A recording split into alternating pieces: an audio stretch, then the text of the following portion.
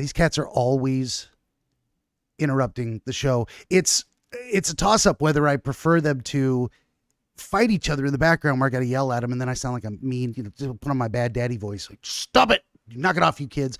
Or I'd rather have them sit on my notes, which is, I can move them. They're not fighting, but they're in the way. It's, I don't know which I prefer actually. So hopefully they'll just stop entirely. Just take a nap, Bubba. Oh my goodness.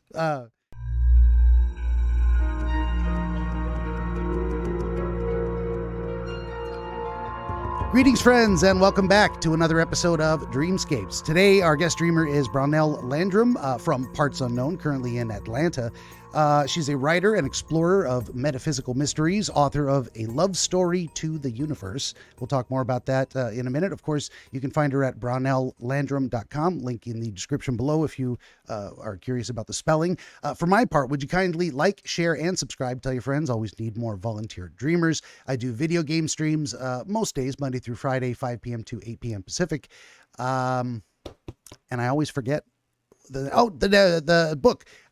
This episode brought to you in part by ABC Book 18, Oniro Chronologia, Volume 4, Prima Reliquorum, the first of what remains, collecting 3 shorter books, entire books, into one volume for you, to supplement the original chronological trivium. That's enough about that. Of course, you can find all this and more at benjaminthedreamwizard.com, including downloadable or live streamable episodes of this very podcast, so you may take the wizard with you wherever you wander with or without Wi-Fi.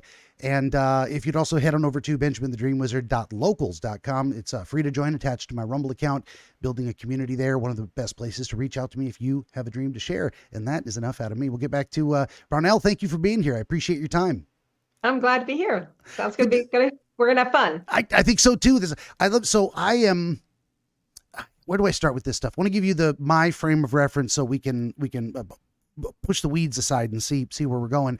I tend to default to the more scientific, physical approach to things. Now, that's just because that's where my specialty is. That's my wheelhouse. It's where I'm comfortable. So when I'm doing dream interpretations, it is from drawing psychological connections for people. Now, that doesn't mean I disbelieve in what I lovingly call the spooky woo or spiritual. I think the spiritual realm is in a lot of ways more real than the physical world. And I stand by that. But I don't understand it as well. So it's hard for me to approach it from that angle.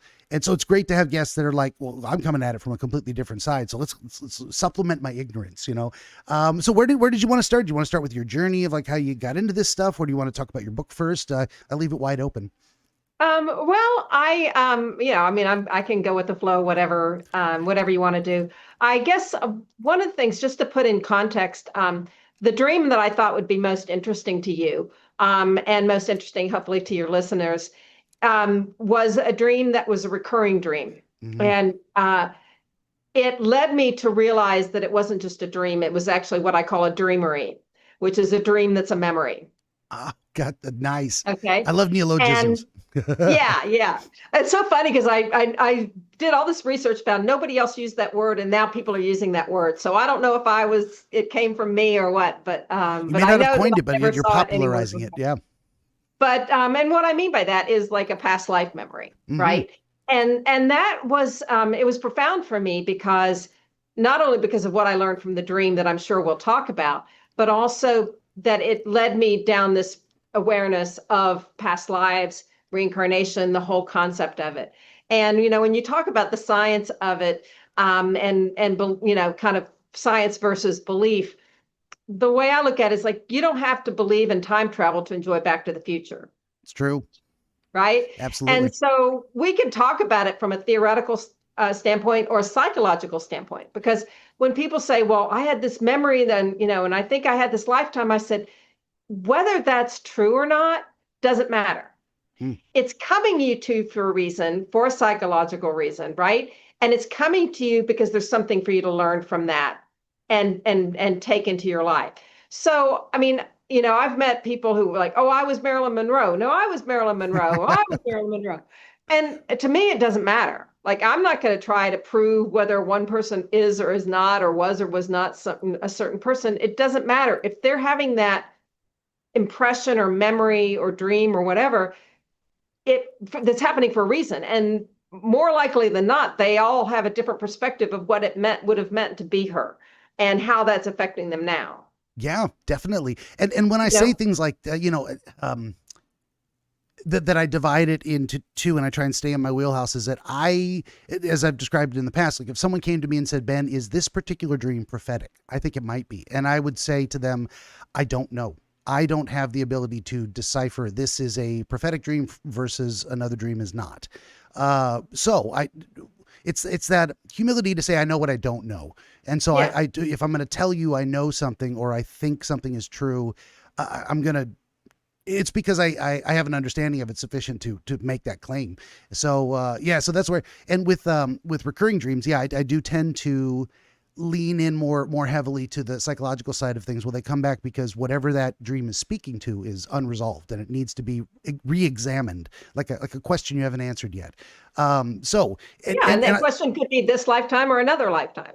absolutely. And, and that Yeah. being said, I do think reincarnation is entirely likely. I actually have a very bizarre, and it may be unique and it may not, but a view of the idea of reincarnation. I think we are all the same soul living every life that ever existed or will exist. It's like it goes back to kind of the Beatles with I am you and you are me and we are all together. It's in my estimation. What is this? Am I speaking about things I don't understand and have no proof of? Absolutely. This is just what I believe.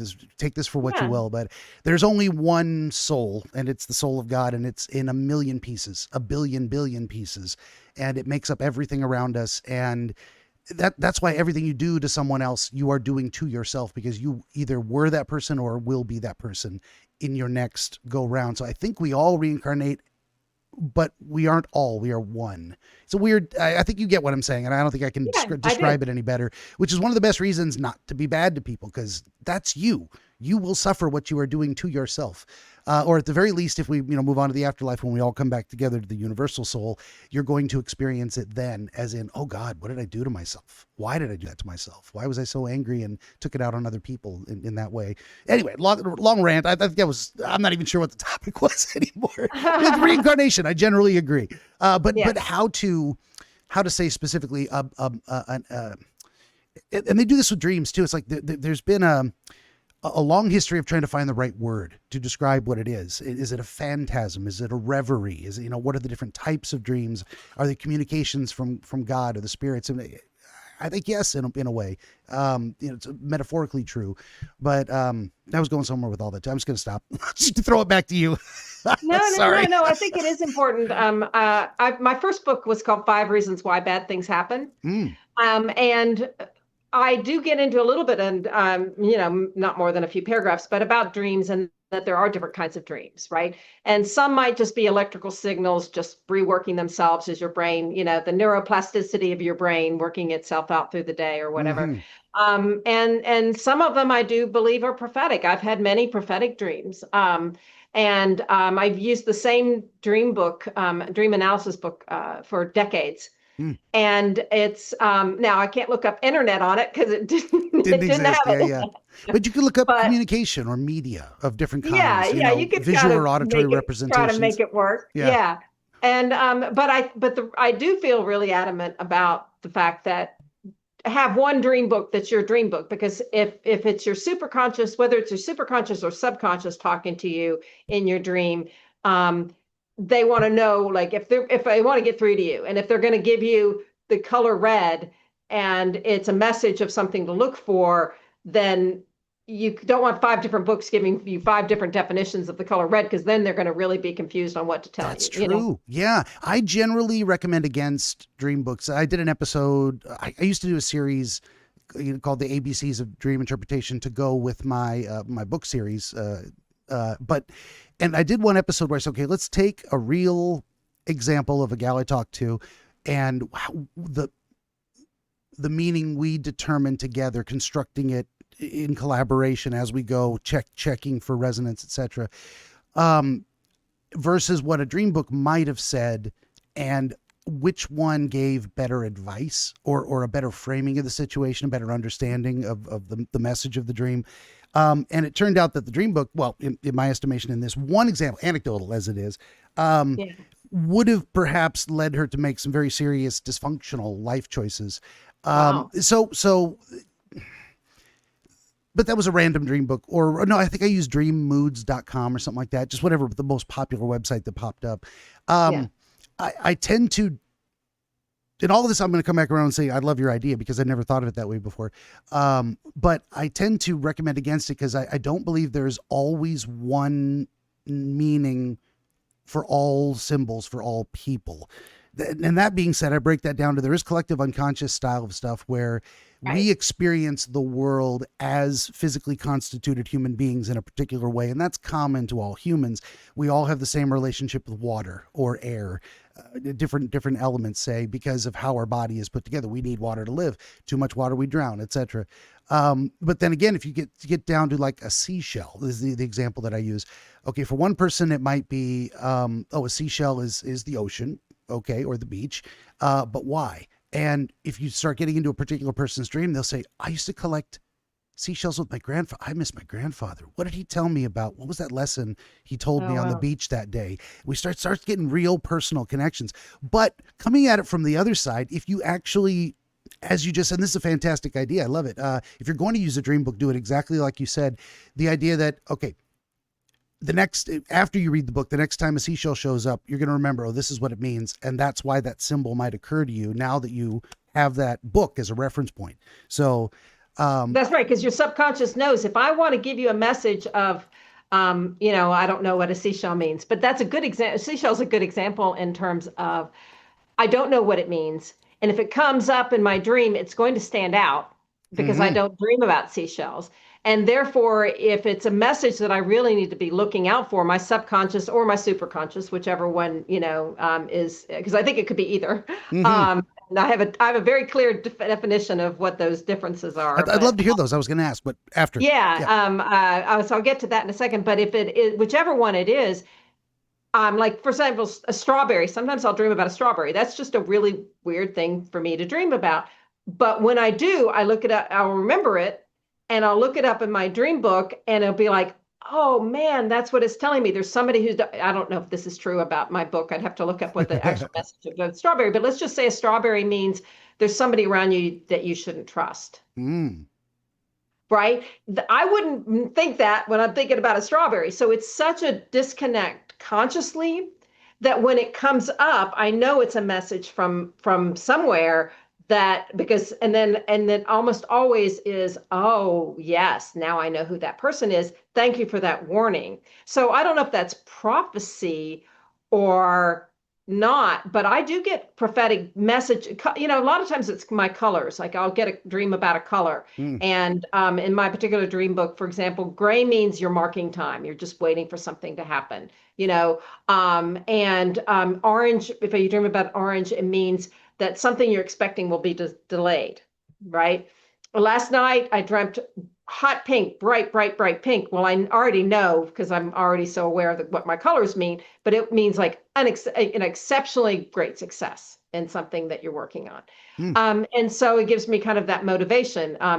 A dark red is unexpected good news. Bright red is warning for anger. So I love all those little things when they come in the dreams that are like that. Like, okay, I got to be careful not to lose my temper today. That may be something that comes up today.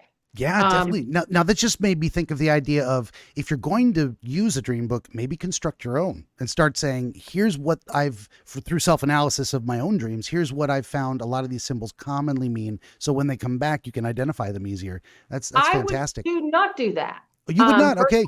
only because I like the fact that if I'm dreaming about a seashell or a strawberry, I don't know what it means consciously. And therefore, it can be a way for that subconscious or superconscious to come through Fair enough. and not me filtering it, trying to say, oh, let me dream about a strawberry because that means I'm going to get that call from that guy that I like, Yeah. And you were or going to whatever mention that. subconscious Yeah. versus superconscious. How do Yes. you delineate those? Yeah, I talk about this a lot in my first book, and actually my current book that I'm writing, it's called The Science of Wishing, which is a whole nother thing that I'm having fun writing. But is that basically, if you think about it, and if that there's a part of you that existed before you were born and will exist after you die. Mm-hmm. Okay. And you can call that the soul, the higher self, the superconscious, whatever term you want to use. And that part of you chooses a body and becomes us. Now, if you believe it's multiple lifetimes, then you can believe it chooses a body different multiple times. If you want to believe in one lifetime, that's fine, but it would choose a body and become us. There was a great episode of a podcast called Invisibilia about a little boy. It was called Back When I Was Older, and about a little boy talking about a prior lifetime of his. And he talks about like going to the mommy and daddy store, picking out your parents in your lifetime. Yeah. Really, really cute. And so you choose that body for that lifetime. And so and then when you get to come together, that's your conscious. Your subconscious is your body. And when I realized that your subconscious was your body, that changed everything for me. And spoiler alert, one of the reasons, 5 reasons why bad things happens is subconscious sabotage. Oh yeah.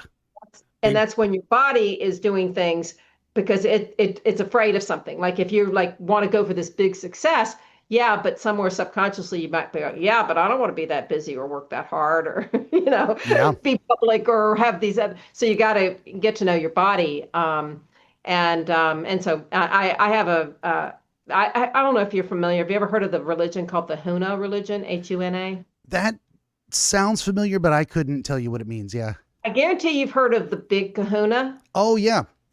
Well, the Kahuna is the head of the Huna tribe. Okay, so it's the priest or whatever of the tribe. Well, the Huna religion is basically psychology 101.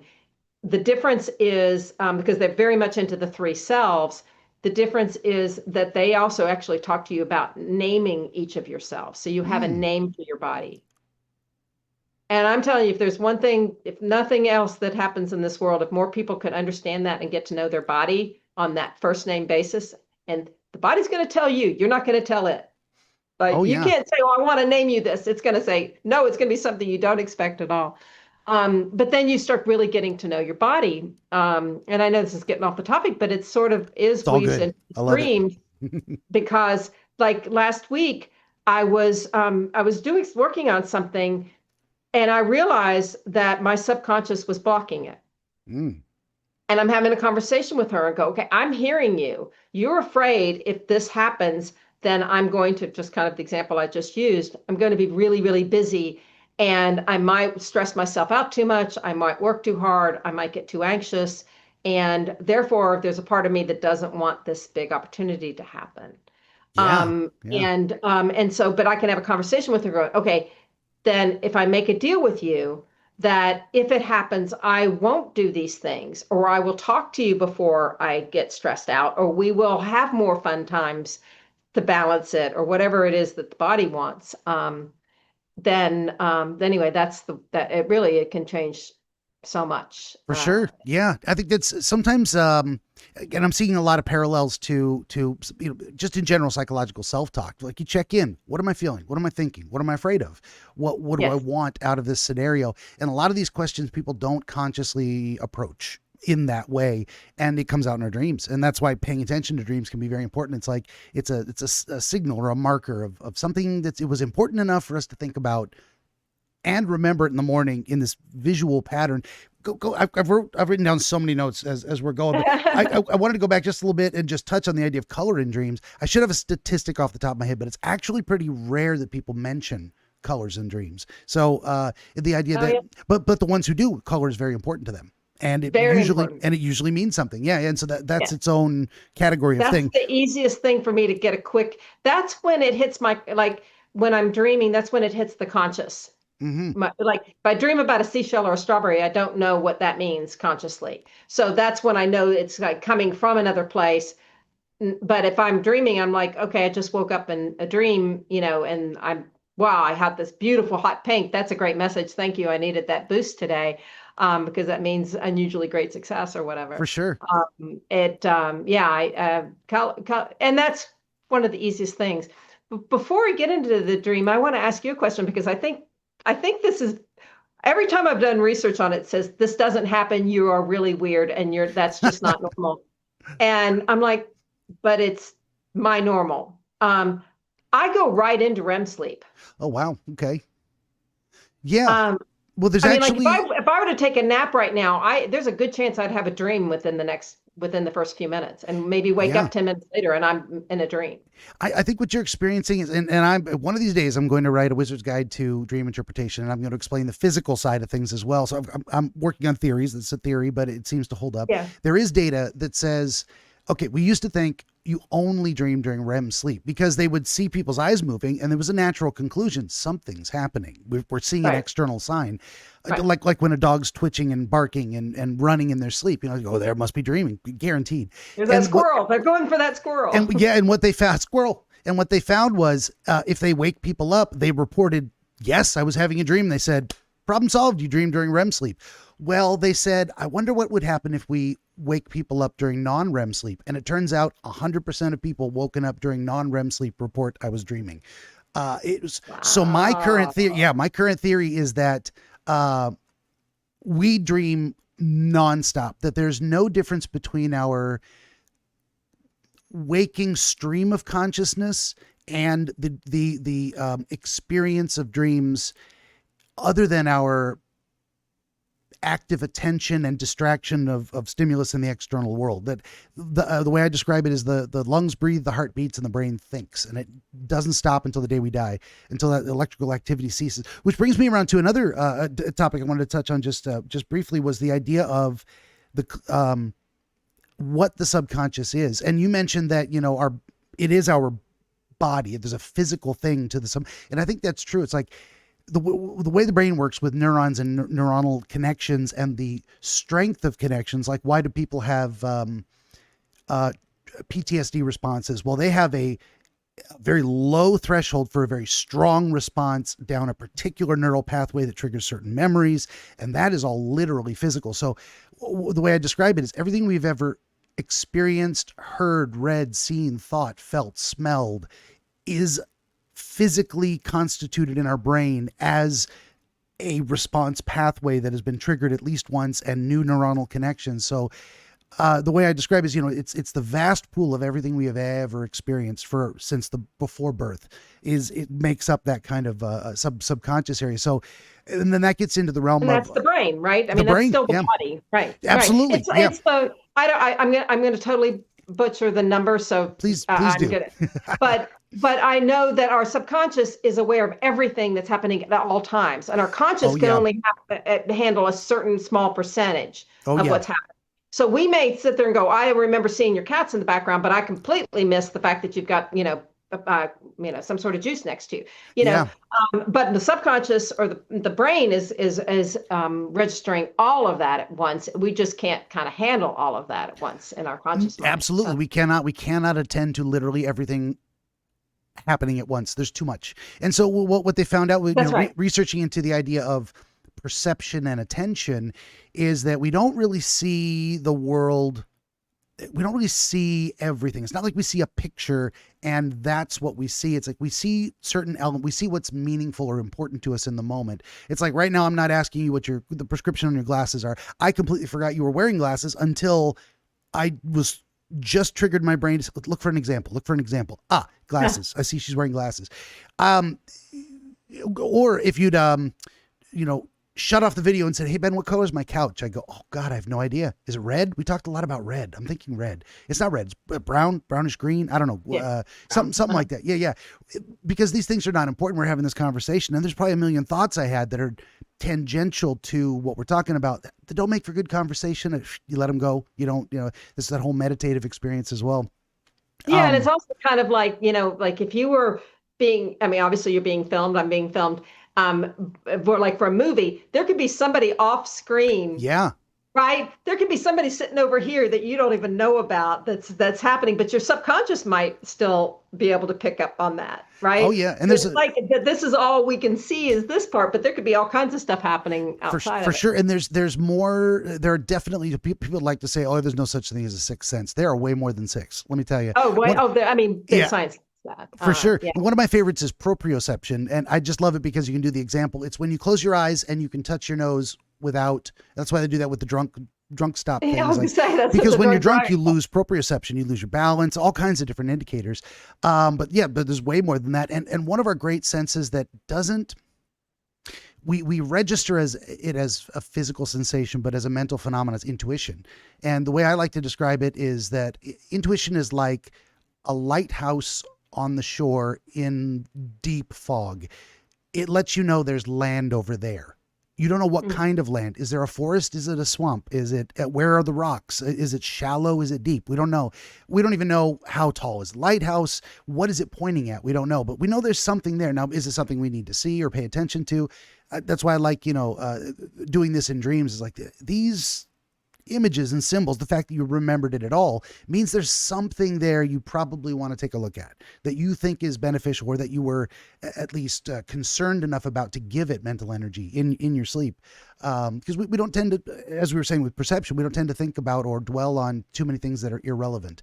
And if you think it is, maybe you're arguing with yourself. That's the other thing too. I was going to say, you have conversations with yourself. Carl Jung did the same thing. He had an internal wise old man he called Philemon, and he would consult him. And he actually wrote, I think one of his books was just Conversations with Philemon. That's not the title of the book, but it's, I went to my internal wise man and I asked him questions, and here's what he said about these different things. And it's, now we would tell people maybe, okay, break this down, slight tangent, but swear to God, I'm coming back. There are some people who you ask them, what do you see in your mind when you envision an apple? And some of them will say a red, bright, shiny apple like you'd put on the teacher's desk or get at the store. Or a green apple because I love those. And there are some people who are like, well, I see the picture of an apple like in a child's ABC's book. And then there are some people who say, I don't see anything. I don't see anything. Right. I forget what the word is, but there's a term for it too. So maybe, so connecting this back, maybe there are some people who literally can't have a conversation with themselves because they just can't conceptualize it. They can't see that in their brain enough to process it. And maybe that's a very low number of people. But if you can, I think it's probably a fantastic idea and I've never thought of that either. Like the idea of naming the three, body, mind, and soul in a way, giving them separate names. I mean, who is Ben? It really helps, especially with the body, because you can just have these conversations. I mean, one of my favorite stories, and I think I put it in that first book, is, a friend of mine was a workaholic, and it was Labor Day weekend. And she was going to work all weekend. And she goes out to get some takeout food, comes out of the restaurant and twists her ankle coming off the curb. So she has to spend the weekend in bed because her ankle hurts so much. Oh, yeah. And that was a perfect example of subconscious sabotage. Subconscious going, no, we're not going to work. And I'm going to do whatever I can to make sure we don't work. So if you need a break, and I'm going to, but you can also work with the subconscious and go, hey, I know I got to get this project done. And if we can get it done by noon, then I'll give you the afternoon to play. And you can do whatever you want. And I mean, every minute of that afternoon, you go, what do you want to do? What do you want to do? And tell, I mean, my body likes exercise. But there was one time I drove all the way to the gym and she's like, no, not today. And I listened to her and I didn't do it that day, There you go. So I took a week off from my normal nightly constitutional, just get them walk around before dinner last week. It didn't feel like it. And now I'm usually pretty lazy and I'm fat, so there's not an excuse necessarily. I should probably have done it anyway, but I just didn't. And it's okay. I'm okay. Maybe I needed a break. I don't know. That's just what I needed to do. It's important to do that. You mentioned about the PTSD thing, so I'm going to take a tangent, but it's still, I think I consider this within the realm of dreams, and I don't know if you've ever touched on it, or you might go, nope, don't want to talk about it. I'll cut that out of the video. But I did this legally, and I would never do it non-legally. And I did it medically supervised, so I would never do it any other way. But I went to Barcelona and did DMT, did Bufo. And that was what it does to your brain, it opens up the neurotransmitters of your brain. So it's helping people with PTSD, it's helping people with Alzheimer's, it's helping people with all kinds of different, addictions, because the possibilities happen so differently. And I also know that coming out of it with Bufo, it's only a 20-minute thing. Although there is no time when you're there, right? So you lose track of the fact that the consciousness of time, but it's not like several days. You're going to come out of it. It's a quick thing, but coming out of it is very much like coming out of a dream. Like if you don't write it down and you don't, because I immediately got my notebook and I started taking a lot of notes. then you can lose it a lot. But I don't know if you've ever gotten, kind of looked at that, because I think there's a lot of similarities. What I'm most familiar with is the what was some recent research it was on? I think it was on chronic anxiety conditions and PTSD, and they were doing low dose or I don't know if it was microdosing, low dosing, or a course of treatments of ecstasy, MDMA or something like that. So, and of course, no, I'm going to keep all this in, but disclaimer: this is not recommendations. Do follow all laws of your local. Do it. Yeah, do not do it unless it's legal. I'm not a doctor. I'm just a crazy person who thinks he's a wizard. So we're just talking theoretically here, and personal experiences. If you can go do it legally, then and medically supervised, then look into it if it works, right? I mean, sure. I actually asked my therapist, I said, I have this opportunity, and he's like, do it. So, I mean, it was as medically supervised on their end as well as my end. I mean, like it was, and legal, it's one of the top research centers in the world, where in Barcelona. So, but I also know enough about it, like, do not do it in anything that's remotely illegal. It super wrong. Yeah. Well, there's all kinds of, I mean, not just getting in trouble with the law, but I would say that's a secondary, that's like even off the table as far as like the most concerning things. Make sure it's right for you. Make sure that you're getting, the right dose in the right circumstances with a medical professional standing by. All of these things where, I mean, there's so many things that can go wrong. No, I wouldn't just, go find your local DMT dealer and get a dose off the street. Right. Yeah. And I know you're not recommending that. There's horror stories of people not doing so. Well, it's really easy to OD on a lot of these things and mess up your brain a little bit permanently. So you want to be very careful. But then again, that's you're not conscious. It's like Matthew Perry. I mean, the idea of doing ketamine in a hot tub is basically suicide. Yeah, and we don't even know. Maybe really he was leaning in that direction. Like, well, I just know that you're not conscious, so of course you're going to drown. I mean, like it's not a long stretch of a logic. I'm not saying that's what he intended. Yeah, but there was certainly disregard for the consequences, because, and he apparently had done it before, so he had to know that that's not. You just don't want to do it near water. For sure. In a way, it's like holding your breath until you pass out while you're standing on your feet. You're going to hit your head. You're going to fall down. You're going to hit your head. Don't do that. Don't do that. Yeah, right. Yeah, right. I believe this for 30 plus years is it's not typically the drug. It's the setting. It's the mindset you bring to it and how you get it done, which includes the dose and the people you're around and all that kind of stuff. So, and there was another thing of some recent research on microdosing psilocybin mushrooms that had some effect. I don't remember what it was, but it was some, not enough so you're like, tripping off into la la land and you can't control your thoughts or behaviors, but enough that it stimulates something in the brain. And I can't remember the research on that, but I think it's all fascinating. Yeah, there's some interesting stuff as far as with depression. I lived in Colorado for many years, and my therapist and I talked about it because it was legal there. But I'm a writer and I like to be creative, and I didn't want anything that could have interfered with that. I get that a lot. Whereas the 20 minutes on the DMT was a whole different thing. Like, that was, it was really powerful. So. Oh yeah. I have noticed in my personal life that certain substances stimulate creativity, and that it can be very hard to pay attention to what you're doing in the moment. Let's say I'm a person legally distinct for myself is trying to watch an episode of anime, and I suddenly have thoughts about this book I want to write. I'll pause it and I got to write them down because I'm not going to remember them. But I don't want to forget it either. This interesting little tidbits. You got to grab it when you can, because those fleeting thoughts, just like dreams, they're gone. You don't write them down.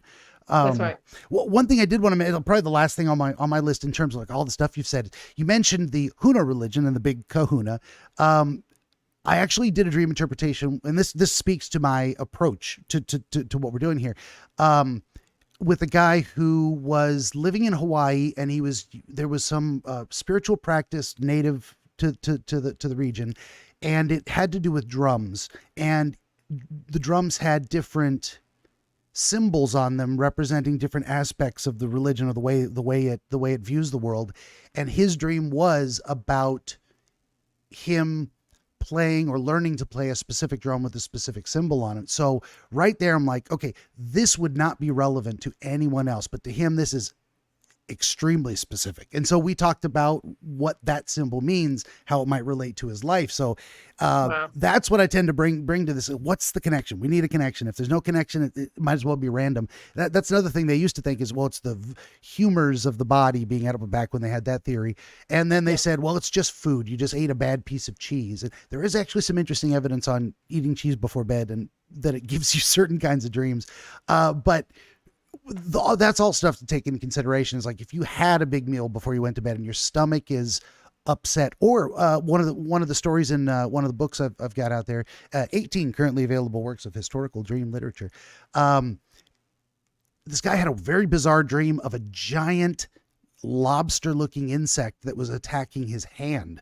And he woke up and he had a mosquito bite, tiny little mosquito bite on his hand. So sometimes our physical sensations during sleep get magnified in dreams if they make it through that barrier and then give us so sometimes I got to tease that apart too. It's like, I don't tend to work on that too much because anything could happen. You were passed out. Did the blanket come off your feet and your feet were cold and that's why you dreamed of snow? Maybe. Is that useful? I don't know. But there have been a few instances where I was like, this sounds like it might be related to a physical cause and maybe we should focus on that a little bit. And they're like, that actually makes sense. Let me tell you something. And then that opened a door to an answer. So I always tell folks too, none of the answers are in me. I'm not speaking to spirits. I'm not hearing the voice of God. I'm just, trying to, I'm the guy you invite into your brain to stand behind your shoulder and shine a flashlight around as we try and look at what's going on. That's a good analogy. Yeah. Thank you. I try. Mm. Well, let me do this. We can do a bit more self-promotion for you, or we can jump into the dream thing. I don't know if you wanted to talk about your most recent book, or if you wanted to just, we talked enough. It's up to you. Well, I'll just give you, because I will tell you the dream and we can move on with that. But just that it did, having this dream did lead me to an exploration of reincarnation. And it did lead me to writing, I wrote my nonfiction book, the 5 Reasons Why book. And then I got into writing fiction and I started writing reincarnation stories. So, and as I said, you don't have to believe in time travel to enjoy Back to the Future. You can enjoy that. And my first novels, they're called duet stories, and they are kind of a love story that has past lives in it. A year ago, I launched a trilogy called We Meet Again.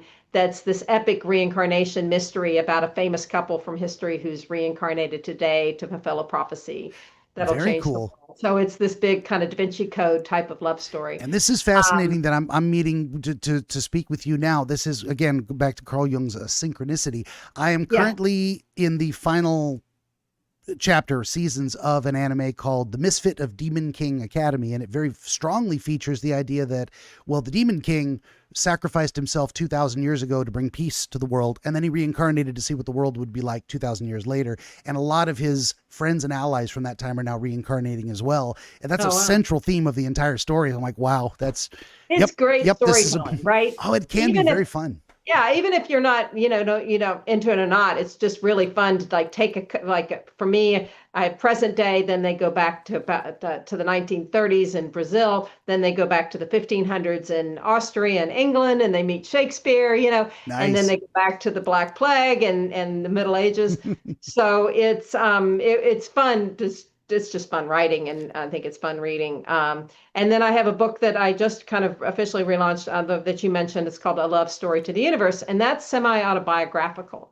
And it's it gets into a little bit of reincarnation, but it's also very much a kind of a metaphysical journey. And it's also kind of magical realism and a little bit of humor and fun and playfulness in it. So anyway, that all led to kind of, and since that was semi-autobiographical, all of this kind of ties together, right? So the dream that I thought might be. Let me 2 seconds. I do a little transitional thing. I mean, I'm not going to say anything that important. I do need to write down the timestamp. 39:30. So okay, we're moving into the dream scene. So how does this work? First, I shut up and listen, and that's the first step to most things in life. Our friend's gonna tell us the dream, kind of like a narrative style, beginning to end, and then we're gonna talk about it and see if we can collaboratively build an understanding. Because as I say, the answers are not in me. So officially, I'm ready when you are. Benjamin the Dream Wizard wants to help you pierce the veil of night and shine the light of understanding upon the mystery of dreams. Every episode of his Dreamscapes program features real dreamers gifted with rare insight into their nocturnal visions.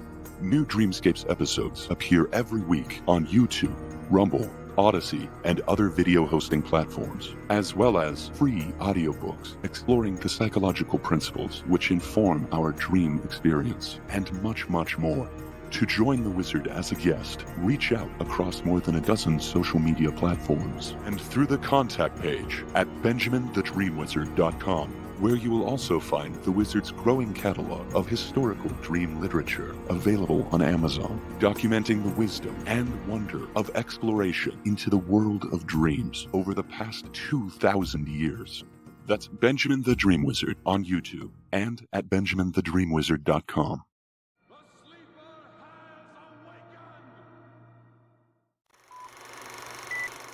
So it was a recurring dream, as I said, and there were, a lot of times with recurring dreams, there's this piece and this piece and this piece, and then you kind of start building on how do these pieces all fit together. And I know that I don't remember which piece started coming together, so I'll just kind of tell you what I know about the whole story at this point. Yeah, like a narrative, just that was a long time this ago. Is what I experienced. Well, yeah, when it first came, but I was a teenage boy, about 14 years old.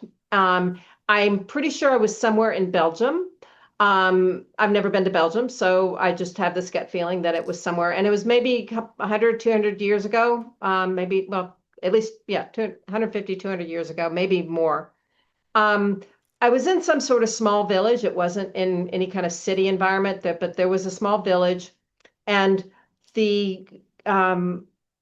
there was a war going on, and all of the men had gone to war, and I was the oldest male left. I was there to take care of the women and children, and I had a younger brother who was about 8 years old at the time, and I thought I was kind of hot stuff, right? I mean, I'm the oldest male, and I thought I was kind of hot stuff, and I get and then I get a kind of, I think I'm kind of be able to, the enemy comes or something like that. And I get, I'm not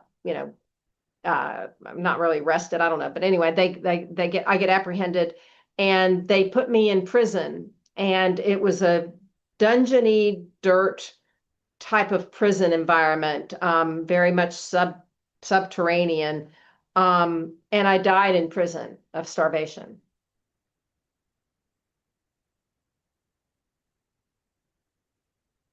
Okay. Writing furiously here. I never have to worry about anyone stealing my notes and deciphering them. I can barely read the handwriting. That is fantastic. So what am I trying to say? One way to look at this is literal reincarnation. And that is the understanding that you came away from it with. And that may indeed be the correct understanding. That doesn't leave a lot of room for interpretation in some ways because, well, it's just a story that happened rather than it has symbolic meaning. So I would... Well, go if ahead. I can just interrupt for a second. Sure. It did have a lot of extra meaning that I haven't added to it, but I figured we'd get there, which is who was the brother? It might actually be better not to tell me too much. I wasn't saying any of that to discount that possibility or to end the conversation. What I was going to say was, therefore, I'm going to have to look at it as if it's not a literal story of reincarnation and maybe a little more on the symbolic side. Because that's what I can offer, but only because that's the only thing I can offer, and I don't think you're opposed to that, but I wanted to, okay. So what do we do when I've had people come to me that they feel like they have a pretty strong understanding of the dream, and I don't discount that at all either. I think you're probably right. If you've looked at it and you know yourself better than I do, I'm not going to contradict that in any way, but that then becomes a fun challenge of stump the wizard. Can I get an understanding that's close to yours through my method without having too much revealed up front? So, just to add to that, and I'm not going to, hopefully this isn't, going to kind of step on, but it is just that, yes, that's a story, but there's meaning in the story. It's like as a writer, right? And you write a story, there's the on the surface story, but then there's subtext and there's themes and purposes and messages underneath that, whether it was real or whether it's how you normally That's analyze. a fair point. Why that story? Why not a different That's one? all still there, right? True, And so true. I'm going to let you take it from there, just because, yes, there's more layers to that, whether it really happened or whether it is just the interpretation. So does that make Definitely. sense? Yeah, no, for sure. And Okay. I just didn't want it to, because what I'm going to do is take us in a different direction than the literal reincarnative type of thing. Just because, as I said, it's not my specialty. I don't know how to do that. It's so kind of we'll see what happens. That's that's why I like to go into these things blind too. It's like, if you included, for anyone out there, if you ever don't include your dream in, don't tell me what it is. Don't tell me anything about it, because I need to do it in the moment. If you give me a lot of lead time and I read it and I think about it, I'm gonna start having my own assumptions that will be hard for me to undo. So I'd rather come at it fresh and blind. That seems to work the best. I've tried it both ways, and I'm like, no, that doesn't work at all. Okay. learning too much about it. But definitely during the process, don't hold back. Like if I ask a question or you have an inspiration, add to the conversation. I'm not just gonna have you sit there quietly while I tell you about your story. So the dreams have a narrative in a way that it's almost, what am I trying to say? It's almost a misnomer to call it a narrative. It has a sequence of events, is what I mean. It starts in a place, in a setting, and it has things which happen. It has thoughts and feelings, or it has plot twists and all that good stuff. And then it comes to a conclusion. So for this one, it starts in this village, and it goes through a series of events, and it ends with the death in prison. So that then bookends the narrative itself of the dream. So that's what I like to go through is, okay, what is this experience itself? And then during it, we construct, okay, what does it mean to have had this experience? So if we start at the beginning, it's in a relatively small village in Belgium. Right. And do you remember what you were doing, or what you saw, or what experiences were happening? Were you walking around the village, or were you engaged in a particular activity in the village? When the dream started, you may not have that much recall about if it was a while ago and you didn't write down those details. But when you think of being in that setting, where did it actually start? What were you doing? What's the first thing you can remember about being there in that Well, within the environment? context, I know that I'd had a brother, and that he was younger. And I know that when I died, he was going to be the oldest male, right? So there's a context of the family life and the situation of the all the other men being at war. And then, as they'd say in writing, right, the inciting incidents is the enemy comes and captures me, and I Okay. do something stupid, a little too arrogant, a little too self-assured. I think I'm going to, protect the women and children, and a little overconfident on For that. sure. So the first okay, so there's I tell folks, and I think it's true, is because the dream isn't actually happening physically. It's not a tangible event. Seeing a visual in the dream is the same as knowing something. So you know who you are in the dream, you know what the circumstances are, and it's true of the setting. But sometimes people, and I tease that out a little bit too. It's like, did you see something that showed you this understanding, or was it an innate knowing that came with the experience? So the set and setting of who you were in the dream and what you were doing, that was all not displayed to you, but background information that came with the experience. It's really tough. It's like when you're talking about, some people can visualize the apple at different kinds of things. Mm-hmm. For me, I think when I'm in the dream, I can see it all. But when I wake up, it's blurry. Yeah, So it no, goes to the always. knowing.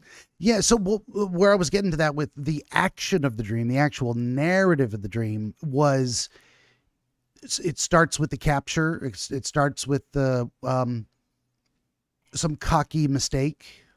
It starts with, I think, before the enemy gets there, because but certainly the big, the big drama happens when they get there. For sure. So I know that there was enough of a backstory, if you will, to know what the conditions were before. And again, this might have been one dream showed me this piece, and another, since it's recurring, different Oh, that's pieces. true. Yeah, and Yeah. that's the other element of it, the recurring nature of it. How do I approach those? Some folks like to, their natural inclination is to tell me all the recurring elements rather than focus. And what I found works better for me is focus on one dream and then look at the recurring elements that may have been the same or different after nailing that one down. I don't know why. Like I said, someday when I understand what the hell I'm doing, I'm gonna write a book about it. So in terms of your actual dream experience, there may have been some events that happened before the enemy arrived, but they don't stand out as, as distinct things. First I went there and then I did this and I had this conversation and I played with my brother, and or are there some things you could say that kind of set up the enemy arrival, or did it kind of really the strong impressions? A backstory context, right? Because I knew who I was and what was happening in the village before the enemy arrived. So there was definitely a context to that. But there wasn't a specific memory of events. No. Necessary. Okay. Gotcha. Yeah. And a lot of times that's exactly what it is. It's like suddenly you're in action and the context comes with the action in a way. Oh, this is who I am in this setting. Right. But there was never an experience necessarily of here's my village life for the previous 5 years or even for the previous 5 minutes. So the way you described it, and then trying in to media res, they call it in writing, right? What is that? In media res, right? You just come right into the middle of the scene. That's usually how you want to start a book, right? You want to just put that main character right in action. Media res is the big term for writers. Like, let's just get right in the heart of the action. Unless you're have enough backstory. So unless you're Anne Rice, and then you're going to spend literally 7 pages describing vines crawling up a wall. Gosh, love Anne Rice, but man, it was hard to read some of her stuff. So the first thing you remember in the dream as an action, as the action unfolding, is the arrival of the enemies, or were you engaged in some other activity and they interrupted it? I just know that there was a feeling of like, I thought I was pretty hot stuff. I felt really responsible and felt like I was finally a man at 14, and had these big responsibilities. So there was that kind of setup before the enemy arrived. Well, that is your sense of self, but I guess maybe I'm asking the same question and you've already answered it, but the idea that the action begins with the arrival of the enemy, that's the first action that takes place. That's the visuals unfolding separate from the knowing that comes with it. Yes, but I would say that a big part of the recurring part of the dream was, and maybe going back to build earlier, because it repeated. It was the dying of starvation. I mean, that was the thing that kept coming back. And Certainly. then I was like, well, where was I? Oh, I got this memory. Oh, well, what happened before that? I got this memory. So where were you at and what were you doing when the enemy appeared? How did they appear? Were you in a house, in the field? Did they come over a wall, or you're outside?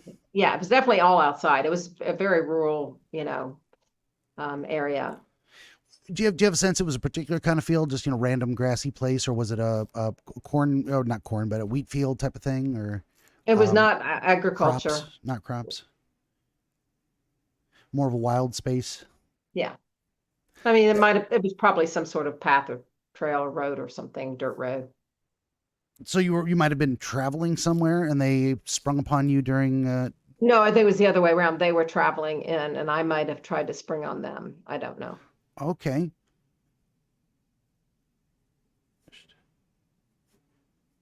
I know I could have gone in and hid and or even tried to hide, and I was, my arrogance. Okay, that's great. That's great extra details. Like if I just shut up for a second, sometimes things pop and you're like, yeah, I could have hidden, but I chose not to. I know I chose not to. That Yeah. okay, now we're starting now. So what I'm trying to do is see what you saw in a way as best I can. I'm not gonna it was just okay. So by the time people see this was 2 weeks ago, but yesterday I just did a dream interpretation with a guy, and it involved the seating arrangement at a table, and I'm like, okay, where were you in relation to the head of the table? Who was closest to that person? Who was in between you and the person closest to them? And then what was this other person? So I had to really see that lineup of people. And that ended up being important in terms of distance from a concept and uncertainty, like being placed in the center of a table. You weren't at the opposite end, but you weren't sitting next to the guy who was throwing the dinner. You were in the middle. And actually the conversation that took place was, I'm not sure what to say about this person. Everything lined up with that. So seeing the seating arrangement ended up being so I'm seeing my own version of the idea of a trail and maybe an open field, wild space in general, an approaching enemy, and this overconfidence that said, I'm a man now, I can protect these people, I can win this fight. I'm going to jump in, probably foolishly, and tackle something that I'm not ready for. And then you described it as an arrogance, and I think that's fascinating too, because we just in broad. So I like to go from the specifics to what is the meta concepts involved, and there's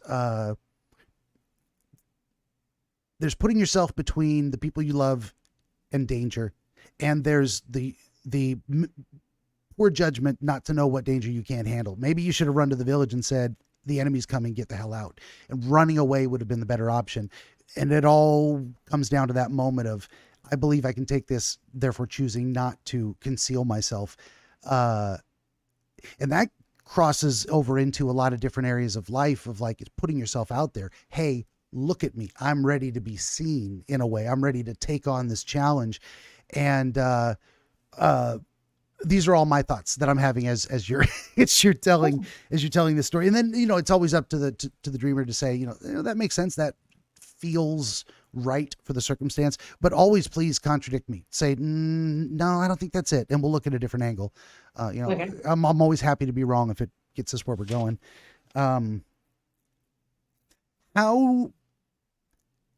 How did you choose to interact with those people in the dream? Did you step out on the road and say, haha, or did you jump out from behind a tree? Was it an ambush? Any recollection of the fight? I don't remember the detail on that. How you were captured or defeated? I think it happened really fast. That can be its own dream experience too, of like, I don't know if most folks out there, or you specifically, but sometimes you'll think you're up to a task, or let's say specifically you're in a fight with someone, all of a sudden you got knocked on your ass and you're like, what just happened? Well, something happened, but you can't really process it fast enough. So, yeah, kind of the out of left field kind of thing. You're like, wait a minute, before you know it, you're on your ass. Yeah. I'm just writing down the concept of like a sudden immediate defeat, without understanding. Yeah, because it wasn't, I don't remember getting hurt.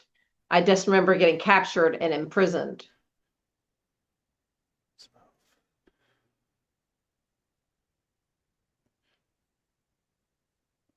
And any visuals, images, experience of, being tied up and frog marched out, what happened to the village during that time? Were you just whisked away and you never know what happened to the people? I was definitely whisked away and didn't have any access to information, but there's a knowing that it that came after, the dream, or, after all the kind of analysis of it, that it was very overwhelming for the brother.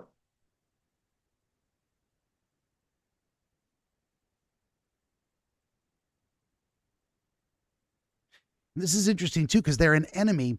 You are presuming yourself to protect the village, and it impacted the brother, but it didn't come with a knowing that the village was destroyed, all the women and children murdered, everything set on fire. Nothing like that happened as far as you know? I don't actually even get the impression that anything happened to them, just to me. Okay. But I don't I don't necessarily have context for that. Well, sure. That's not my memory, No, no, right? yeah. And this is interesting too. It's like I like to do the counterfactuals in a way, because it's like, what is not there? What are you not seeing? And what you Yeah. didn't see is the consequences to the village, and you got the impression that isn't even what this was about. So there's an interesting thing. What might that suggest? It might add an extra layer to this idea of the cockiness of, like, not only did you overestimate your ability, you picked the wrong battle, because the consequences were, you weren't even defending something that needed to be protected. It was like, so it's a cockiness of picking the wrong battle as well. Right. I would think that's true. Yeah, something like that.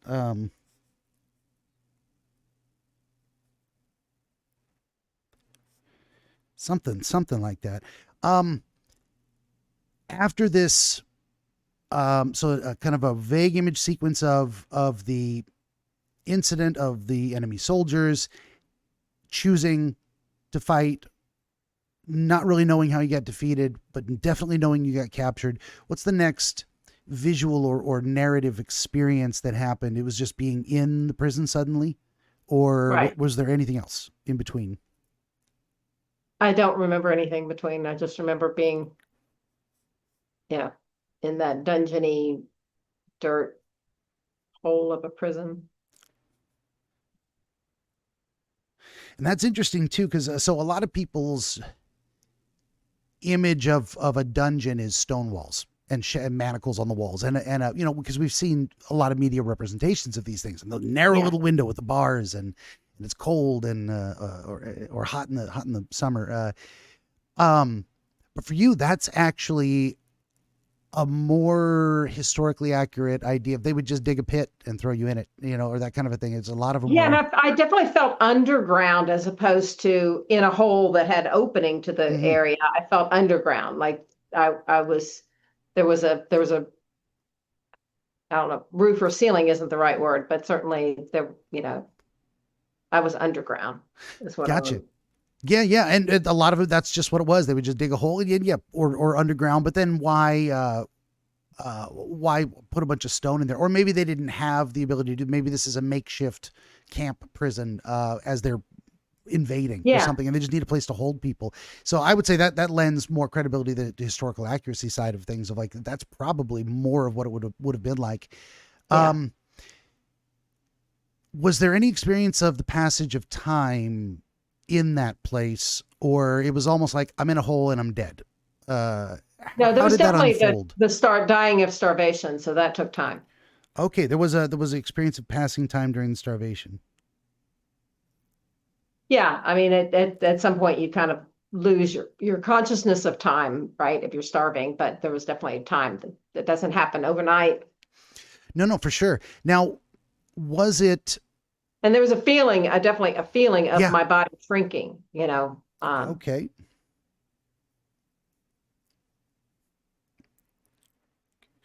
Interesting there too. So, not strong impressions of the village and your life there. Not strong impressions of the combat with the soldiers, however brief. Not strong impressions of being taken to a place, whisked away.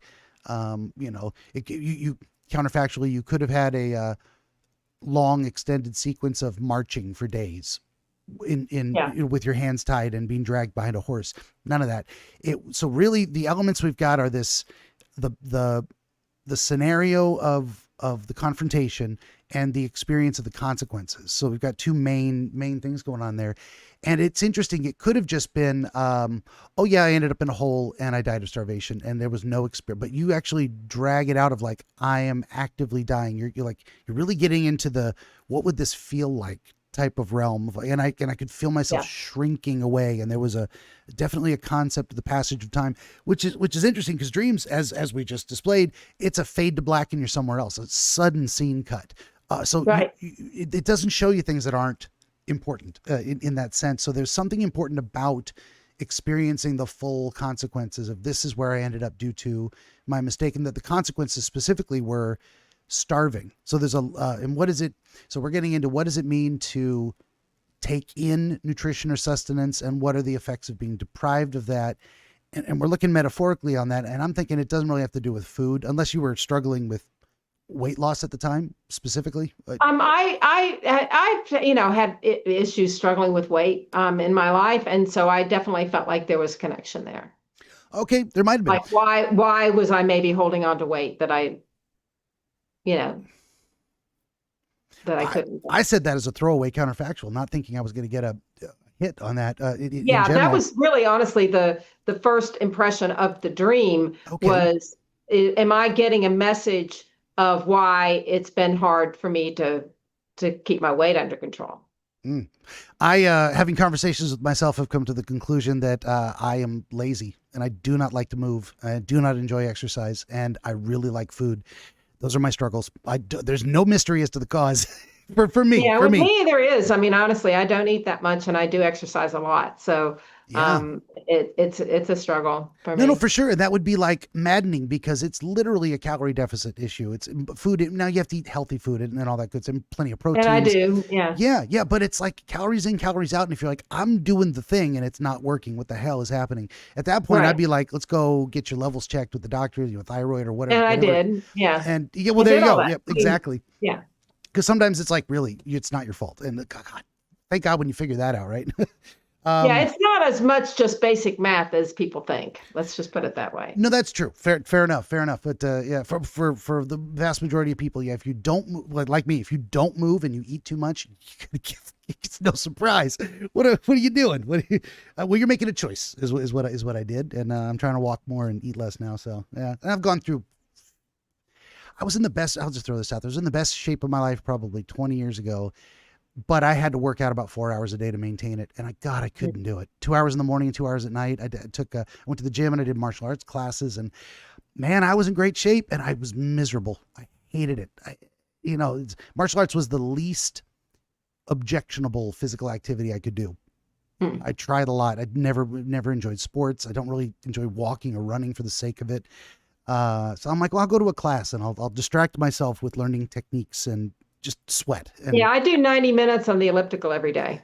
Well, there you go. And you know what? That's a movie. You just put on a movie and walk on the right, because I elliptical. watch a lot of videos or read or listen to music or whatever. And exactly. Yeah. Audiobooks. That's what I did at the gym. It goes real fast. Yeah. No, that's good. And I make no excuses. It is what it is for me. Okay, so that is actually something there too. But I was also thinking, well, maybe we'll just explore it a little bit more. There's other challenges we think we're up to in life, and they may be picking the wrong battle, and then we'll see the consequences being deprived of something important to us to the point of death.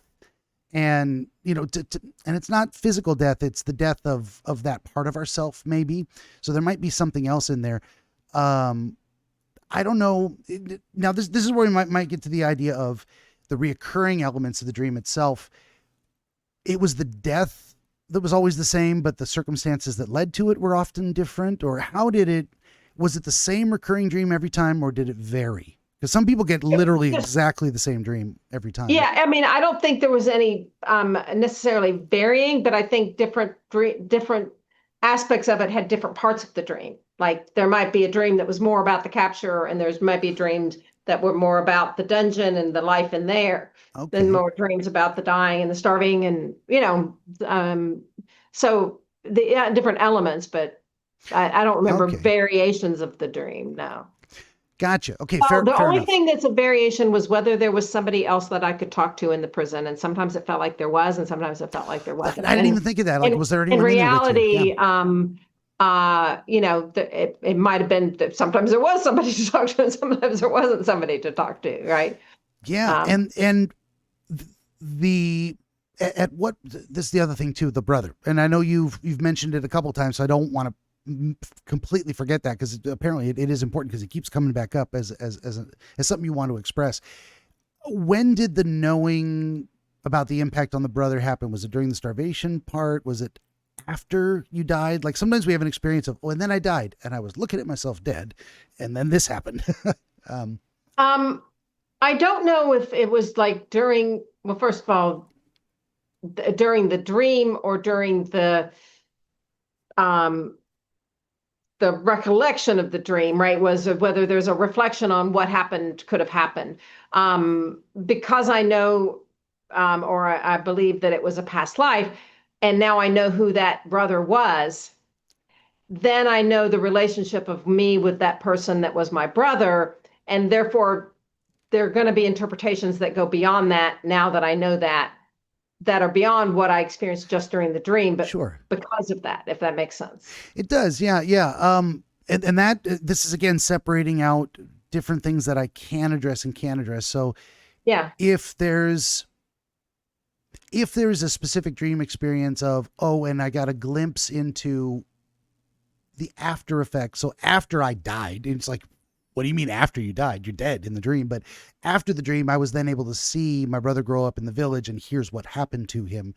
That's one kind of a thing, which would be, because sometimes we are an impersonal observer. Sometimes we're looking out of our own eyes. Sometimes we're third person. Sometimes we're somewhere else watching someone who's completely different, and we're not there at all. We're just watching a scene in our dreams. It's not as common as first person experience, so to speak. But that separate that out from, okay, if this was a real person, then you're able to put it together after. So this is less something that happened in the dream and more, and not even what Freud called secondary elaboration, where as you tell the dream, you kind of invent new elements that weren't there before. It happens. But Yeah, this is actually historical research. Well, anytime if you're dreaming, and even if you're looking at your normal way of looking at it, and you say, okay, you had a brother, who was the brother? Right. I'm just saying, I know it was a brother from a past life, but it could be a projection of somebody that I know. Sure. That is just an interpretation from the, just yeah. the way And if you're getting almost an epilogue scene of the after effects of the brother, then that also means something in relation to the whole experience. It's like, there's a reason you needed to show that also to yourself. Yes, but definitely. It seems like you didn't necessarily in the dream. You knew that you had a brother in the dream, and that spurred, real life investigation external to the dream world. And that's right. Like, if it wasn't a past life, but I know that person that was my brother that was playing that role in the dream, then how does that affect how I am now with that person? Right. Oh yeah, for sure. Right. So it seems like we haven't really hit on an alternative. What am I trying to say? We've got the possibility that it's related to the weight loss thing, which for a lot of us is an ongoing struggle in terms of a recurrence. So it's a recurring theme in our life. So why not a recurring theme in our dreams? But I'm not sure how to shoehorn that a little bit into the idea of, okay, so why a confrontation with an enemy that overwhelms you? Okay, if we look at it that way, approaching the concept of weight loss improperly, thinking you have it all figured out, but the enemy, which is the failure to lose weight or the gaining of weight or food or whatever it is that might be the enemy in that circumstance, you find yourself ultimately overconfident and quickly defeated upon contact. And then so I'm trying to put together the narrative of then how that connects to the idea of wasting away in the prison. I mean, that gave us the clue. Usually the idea of starvation, it's a bad thing. In general, I would say, I think that's controversial. Yes. And so that's why I look at, well, it isn't really about the starvation itself. So I'm trying to look for some other connection that maybe not be exactly the food related thing. Cause this goes into a lot of areas of our life. We approach things we think we're prepared for. We're not, we get quickly defeated. And then there's consequences. The consequences is a deprivation, whatever we thought we would win or gain by voluntarily engaging that, we are ultimately denied in defeat. So I guess the question I'm asking is, and normally when I have folks that say, okay, when this dream, we usually have one specific dream, when this happened, what was going on in your life around that time? Let's talk about that. Because why would this be on your mind? But with a recurring dream, it's usually a recurring theme that comes back in your life. Oh no, here's another situation like this again. Let me dream about it and express my anxiety that way, or search for an answer. Usually I think dreams are mostly thought experiments intended to be problem solving. And they keep coming back because we just haven't, as I said earlier, we haven't figured it out. Right. In your retrospectively looking back at these occurrences, have you noticed you were going through specific things at the times they were happening? Did you notice correlations to life events or challenges, and it's usually stuff that's important to you? As an author, maybe you were struggling with finishing a book or getting it published. Well, yeah. All I know is that the person that was my brother, I didn't meet until years after I had the first dream of this recurring dream. Gotcha. So it wasn't somebody that it was like, but when I met him, there was a recognition. I mean, not like, oh, you're the person from my dream, but just more like there's something there, right? Some sort of, in my language, I'd say soul connection or whatever, but there's some sort of contract or some sort of message or some sort of like, oh, okay, I was told you'd come and now you're here. So I don't know if that answers your question, but. I'm not even sure what my question was. Sometimes you're about like what was going on in my life, and I was just saying. Oh, that, yeah. I mean, there was definitely, for most of my life, a struggle with not just weight, but judgment on weight from my mother and stuff like that, which is, of course, a very common thing for a lot of. So that was certainly part of it. It was like dying of starvation. Because there's some talk about people.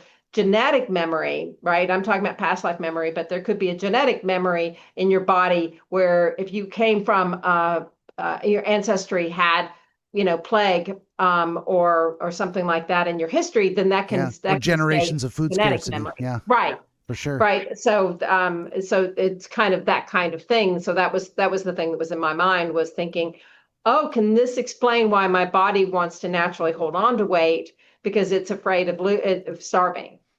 Absolutely. I think that's a fantastic connection there too. If we went down, if we focused in on that one and said that seems to make the most sense. And that, periodically through your life, it just comes back of like, do I feel like I'm too heavy again today? God, I'm gonna have that dream again. I think that is a good connection. I think that helps me understand a little better, like what would be the connection. So you're confronting this problem again that you feel chronically inadequate to successfully handle. And then the downside of it is this may be whether psychological or genetic in some ways, fear of starvation in general and the body hanging on to. I think that's a wonderful meaning too. We could probably just go, that's the best we can do. That seems like a reasonable understanding that might or might not be true. I don't know why I trust my intuition in that sense. Of like, I feel there's something else going on in terms of relationships with that. I have no evidence of that, but the other thing that I think that you're grasping for there is the oppression. In what ways what would you say oppression relates specifically? Well, from the enemy that captured. Yes. And I actually met the person who had been my, or at least in my mind, my world, had been my oppressor, my jailer. And not just the brother, you met the captor. So not just the brother, but the well, let's get into that. So you've kept me, you've helped the prison warden, if you will, but of course helped it wasn't me be like a big prison by holding back a little bit, so I could try to give you the best I could. But I think I've run out of stuff to give. So let's talk about that too. I mean, who was the brother, and what did you find out? Who was the captor? How do we? What's the rest of the story? Yeah. Well, the brother is a man that I met. I found out many years later that I had a soul contract with him, which I didn't even know what that was, but we kept recircling back to each other. And he is about the same number of years younger, just as the brother was. So it was kind of interesting in that aspect.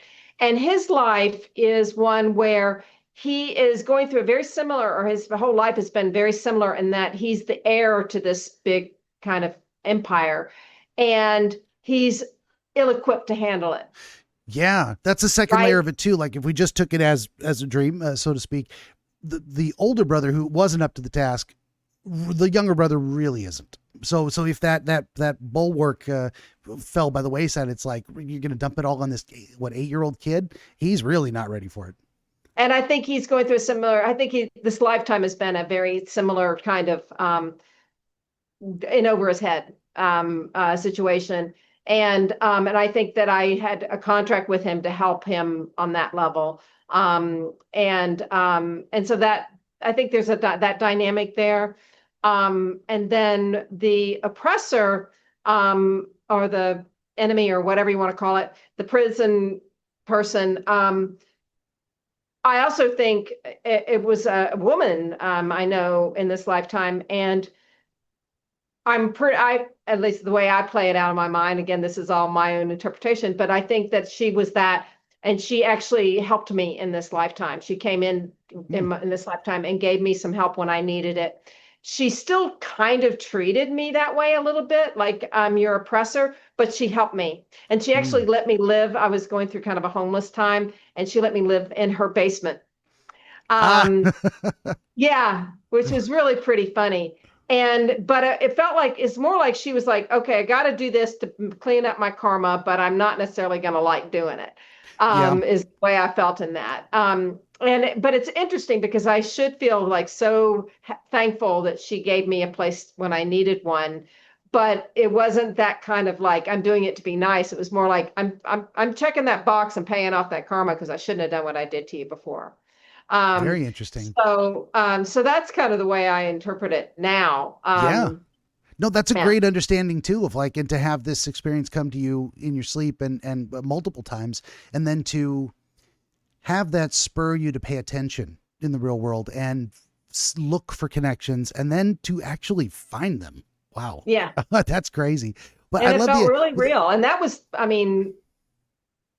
18 years later or something, 20 years later than the first times I had that dream. So, well, and then also to go to circle back almost to the very beginning when you're saying, that people have reported choosing this life that they're experiencing.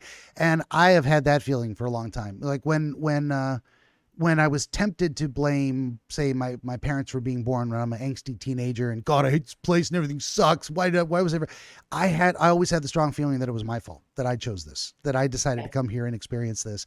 And for what I still do, I still think that that's kind of what we do. And so there's a good chance that, whatever your karmic style, whatever you're going through, say the little brother why would he keep coming back and experiencing that role, whatever lesson he's trying to get out of it, he hasn't. Now, is it to let go and say, you know what? I don't have to have this responsibility. I could just say, I don't want to be your heir. I'm done. I'm out. I don't want this. Maybe that's the lesson and he can move on. Or maybe it is, I haven't figured out how to win yet. So I got to keep coming back until I learn how to become the person who can be the competent heir. I don't know. That's his lesson. That's no, it is. Life. It is. I'm not asking you to comment on it necessarily, but that's a fascinating conversation on why we choose to suffer some of the things we do. Why would, knowing you're going to go through all these bad things, why would you choose that life? Like, there's got to be a reason. There's got to be something you're supposed to get out of it. I wrote a book on the reason. People say everything happens for a reason, and I was like, I literally wrote the book on it. There you go. But it does, all I'll say is that there is some really good research that says that believing that it happened for a reason makes you happier. It's true.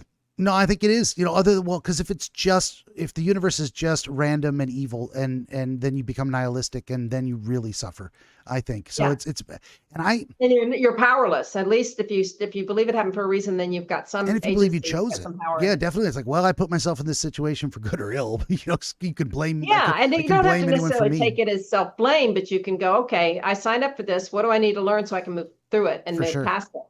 Yeah. And there's what was that saying? Is like people can tolerate any what if they have a why. Yes. I love that. And I'm all about the why. If you read any of my books, it's like there's a recurring theme of if you get to the why, you can get to the healing, you can get to the next level. Exactly. And just for me, the idea that I've been very tempted throughout my life to not believe in everything happens for a reason, and because I got it all conflated with predestination, and I'm like, that's not the same thing. Nah, that's a whole different kettle of fish. But the idea that I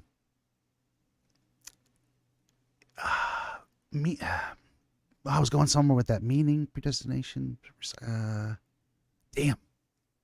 I was just saying it makes you happier because you have some agency. I think that's where we were. Yeah, agency. No, I had a whole thing, and I think it's just gone.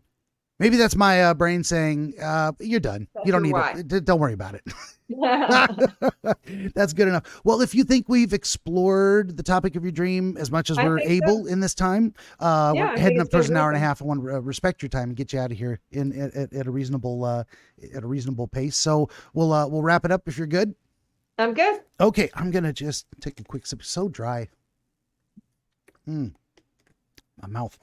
Okay, well, let's do this then. By way of wrapping it up, this has been our guest dreamer, Brownell Landrum, from Parts Unknown, currently residing in Atlanta. She's a writer and explorer of metaphysical mysteries, author of A Love Story to the Universe. You can find her at brownelllandrum.com, link in the description below. Very quickly, for my part, would you kindly like, share, and subscribe? Always need more volunteer dreamers. I do video game streams Monday through Friday, 5 p.m. to 8 p.m. Pacific, most days of the week. We're currently in Sober October. Watch me play all the scariest games with no liquid courage. I regret everything. This episode brought to you in part by ABC Book 18, Oniro Chronologia, Volume 4, Prima Reliquorum, the first of what remains. You can find all this and more at BenjaminTheDreamWizard.com.